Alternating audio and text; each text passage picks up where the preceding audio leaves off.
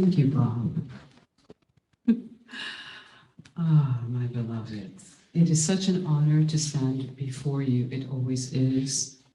On the path of ministry as a baby minister, I like to call myself when I listen to Reverend Carlos's messages or Reverend Robin or Reverend Laura. I'm in awe of them and hope that I can follow in their footsteps.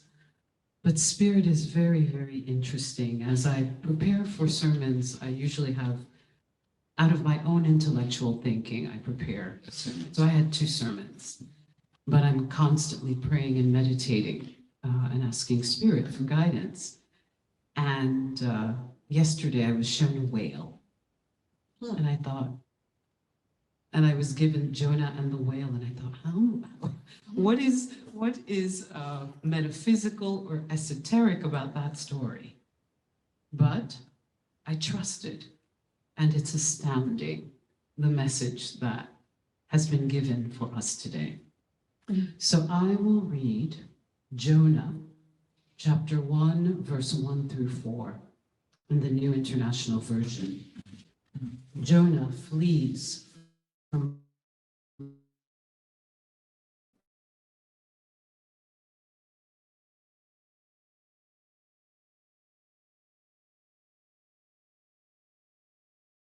its wickedness has come up before me. But Jonah ran away from the Lord and headed to Tarshish. He went down to Joppa, where he found a ship bound for that port. After paying the fare, he went aboard and sailed to Tarshish. A great wind on the sea, and such a violent storm arose that the ship threatened to break up. All of the soldiers were afraid, and each cried out to their own God, and they threw the cargo into the sea to lighten the ship. But Jonah had gone below deck, where he lay down and fell into a deep sleep. The captain went to him and said, "How can you sleep? Get up and call your God. Maybe he will take notice of us, and we shall not perish." Then the soldiers said to each other, "Come, let us cast lots to find out who is responsible for this calamity." They cast lots, and the lots fell on Jonah.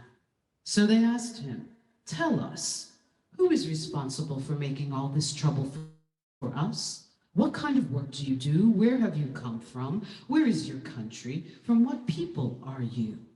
He answered, "I am a Hebrew, and I worship the Lord, the God of heaven, who made the sea and the dry land." This terrified them, and they asked, "What have you done?" Because they knew he was running away from the Lord, because he had already told them so. The sea is getting rougher and rougher, so they asked him, "What should we do to make the sea calm down for us?" "Pick me up and throw me into the sea, and it will become calm. I know that it's my fault that this great storm has come upon us." Instead, the men did their best to row back to the land, but they could not. The sea had grown wilder than before. Then they cried out to the Lord, "Please, Lord, don't let us die for taking this man's life. Don't hold us accountable for killing an innocent man for you, Lord, for he has done something that has not pleased you." Then they took Jonah and threw him overboard, and the raging sea grew calm. At this, the men greatly feared the Lord, and they offered sacrifices to the Lord and made vows to him. And now the Lord provided a huge fish to swallow Jonah. And Jonah was in the belly of the fish for 3 days and 3 nights. And from inside of the fish, Jonah prayed to the Lord, saying, "In my distress, I called to the Lord, and he answered me. From deep in the realm of the dead, I called for help, and you listened to my cry. You hurled me into the depths, into the very heart of the seas, and the currents swirled around me. All of your waves and breakers, they swept over me. I have been banished from your sight, O Lord, yet I look again towards your holy temple, and you have saved me. And so it is. So it is. So, wow. Wow. What an incredible story. There are many people who think that it is a real story. There are many people who believe that there was an actual whale and Jonah was there.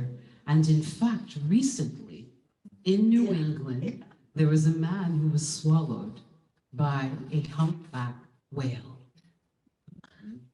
He didn't last 3 days and 3 nights. But I watched the interview, very spiritual man who would go deep diving for lobsters. All his life, everyone in town has loved him, thought he was a little crazy, but he would go deep diving lobsters with his hands and his equipment. And he ran into a humpback whale that swallowed him, and he thought that was the end of his life. And he says he knows that there is a God. So Google it, it's there. It's been watched millions of times. He was swallowed by this humpback this summer, July.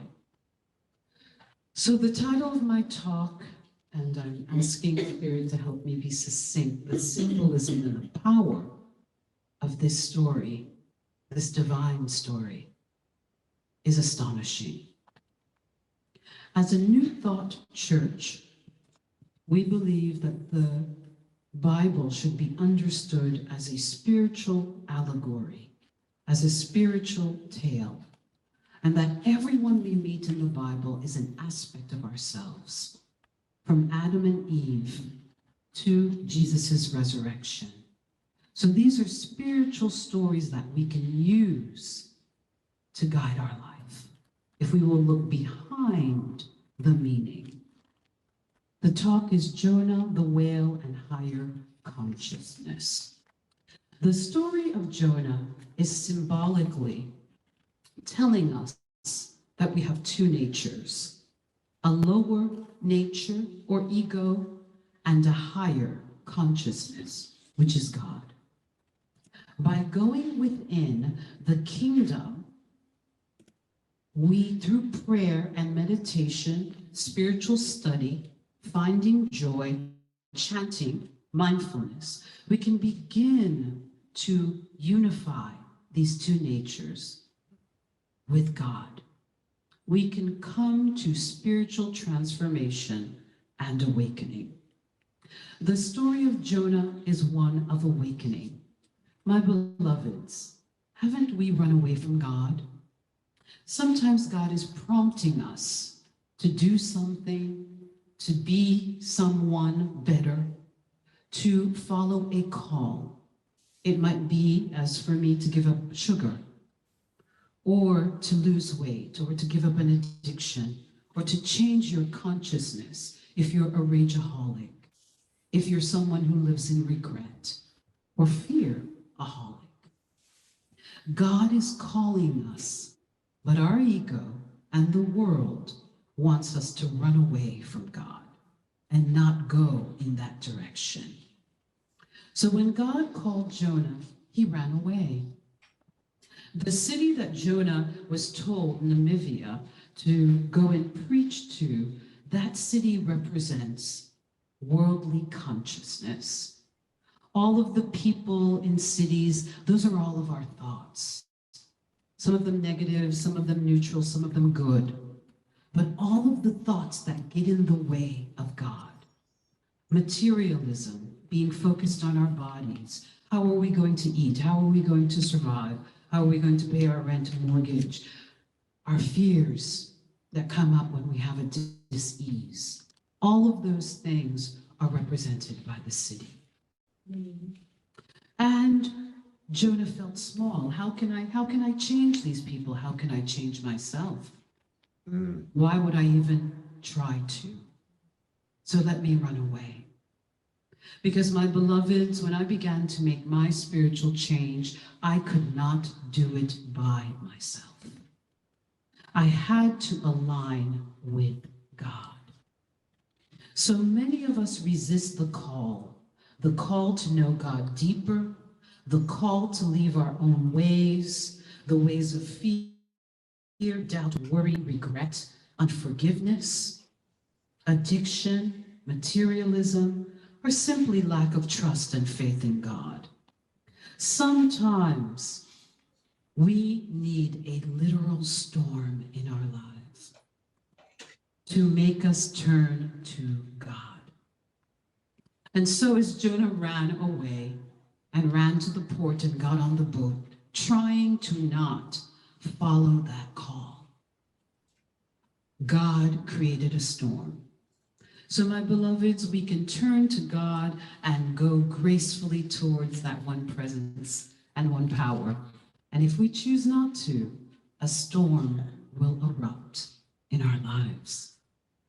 A storm that will force us to turn inward and seek God, to seek this power and presence that is greater than anything that is appearing in your life right now.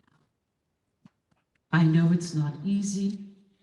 I know that it can be frightening, but this is what we are called to on this journey called life. We are called to walk towards God. And even a little bit, the faith of a mustard seed will move the mountains in your life.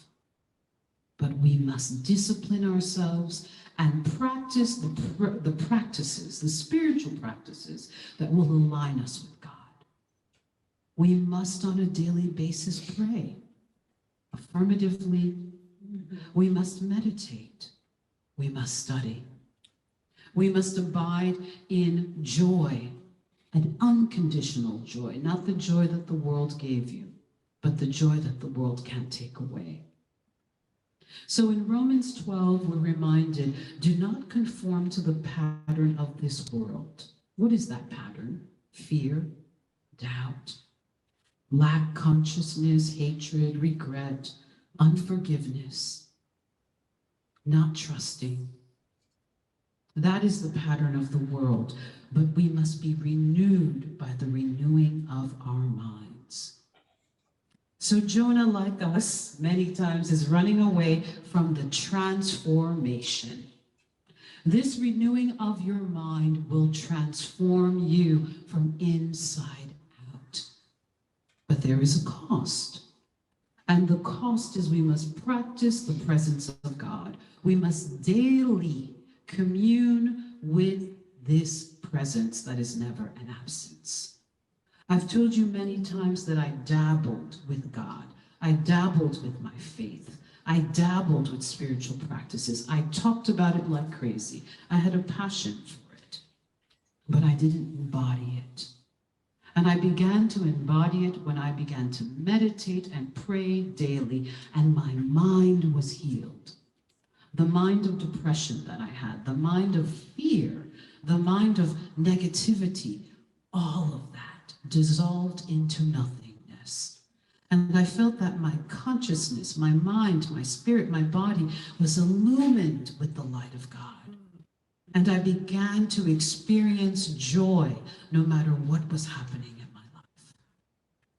But I could no longer run away from the transformation.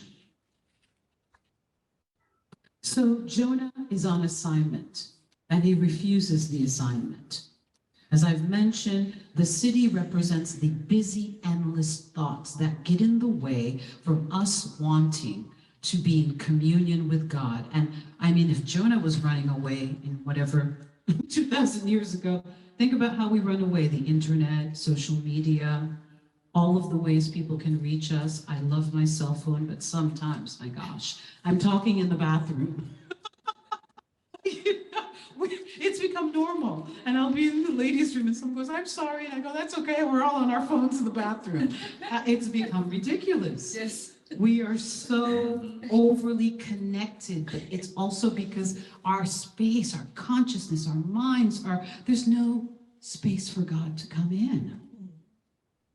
So where are you allowing space for God to come in on a daily basis? My beloveds, when I fall off of my prayer and meditation, by the second day, I'm screaming in my car when people cut me off, because everybody's cutting you off these days, because everybody's acting out badly.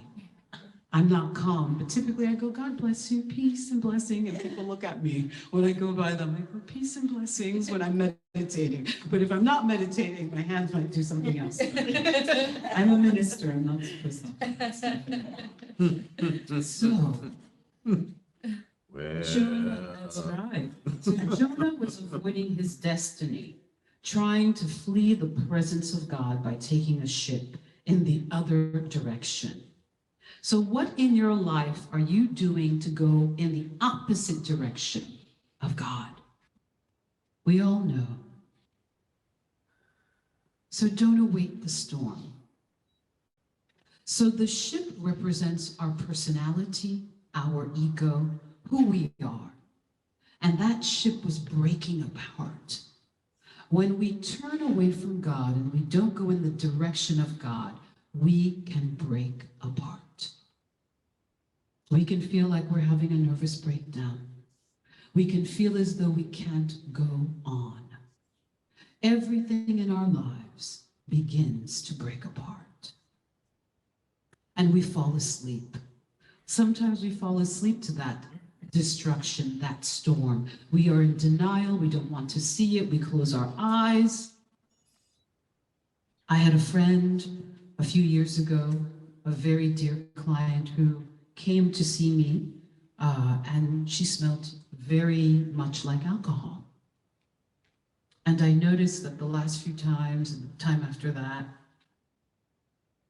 at 12 noon, she heavily smelled of alcohol. And I told her that I was worried about her. And she said, I'm okay, I don't drink that much, I need a break, stress and all of that. And luckily, she turned that ship around and began to exercise. And she said, Martine, I had a dependence on alcohol. I felt lonely. I felt as though there was no one there for me. But something you said, when you said, I'm worried about you, I was angry, but it kind of ate away at me. And I turned that ship around before it destroyed my life.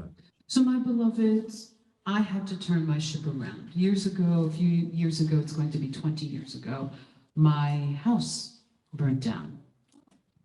And when that happened, my mother had had a stroke in October of 2002, and the house burned down on January 1st of 2003.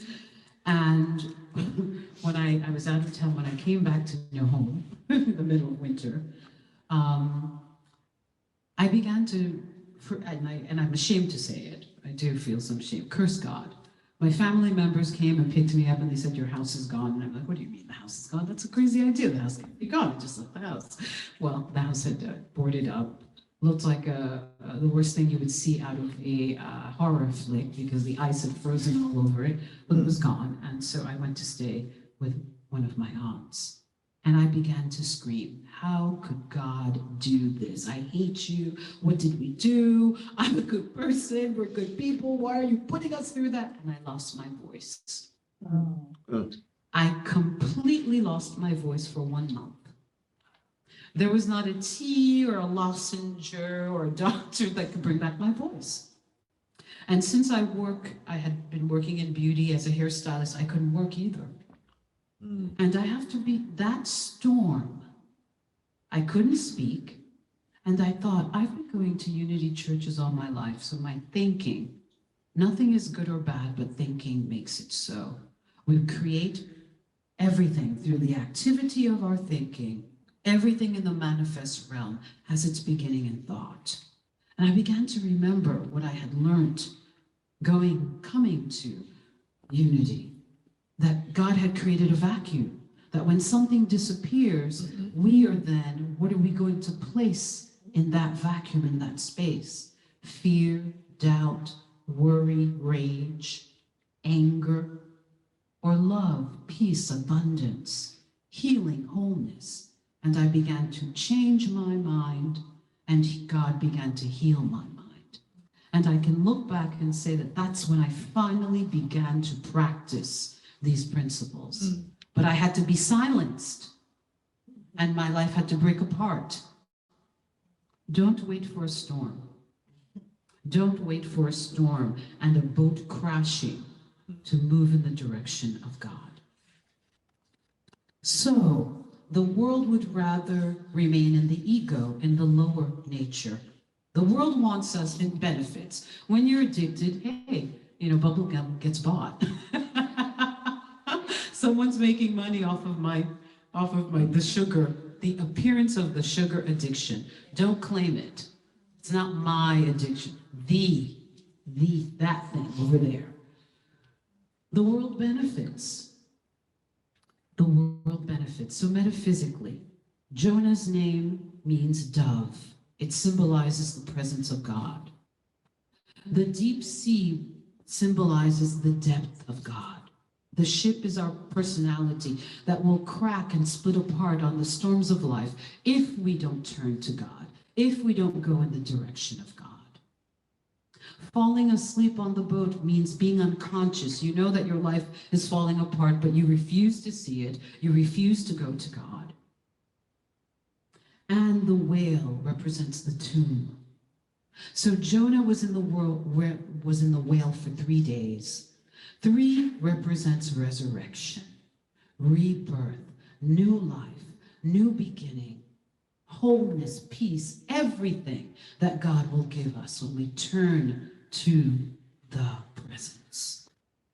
But we must go into the tomb. If there's a storm, sometimes we must die to the old self, the old ways of being, and be reborn. So the Bible is telling us, metaphysically, rebirth and resurrection isn't just for Jesus. He said that we would all be reborn by the renewing of our minds if we would align with the presence of God. So Jonah's story is an early version of this transmutation, of this transformation that can happen when we go in God's direction. 3 is one of the most spiritual numbers. It is used in the Bible 437 times. It represents harmony, rebirth, renewal, resurrection, creativity, vitality, optimism,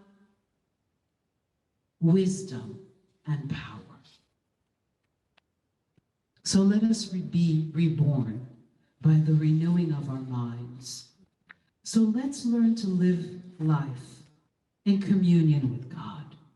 Let's not wait for a storm to break our lives apart before we turn to God. What is whispering in your world? What is telling, what that still small voice is saying? Change your diet. Stop drinking too much. Stop yelling too much. Turn to me for peace. There is a still small voice within you that is directing your life right now. Will you heed that call, or will you wait for the storm and have to be swallowed up by a whale before you sit down and listen to God? I suggest not.